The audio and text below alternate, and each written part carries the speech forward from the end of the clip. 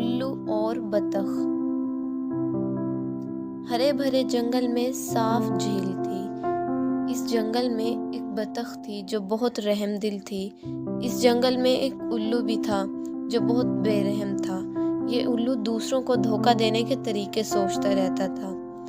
उल्लू ने देखा कि बतख हमेशा दूसरों की मदद करती है और सारे परिंदे बतख से बहुत प्यार करते हैं।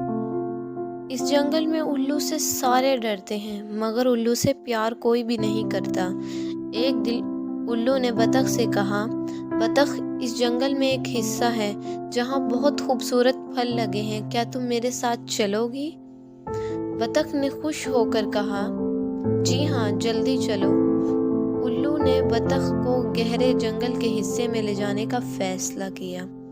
फिर उल्लू ने कहा, बतख, तुम यहाँ थोड़ी देर रुको, मैं आसपास देख कर आता हूँ।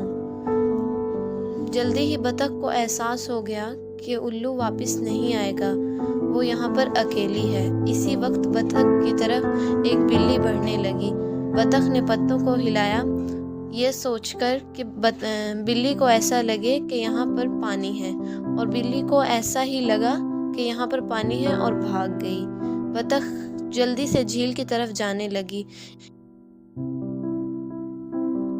इसने रास्ते की सारी निशानियां याद रखी थी। जब बतख वापस आई तो बतख ने देखा कि उल्लू सारे परिंदों को बता रहा है कि बतख यहाँ से दूर कहीं चली गई है और दोबारा कभी भी वापस नहीं आएगी।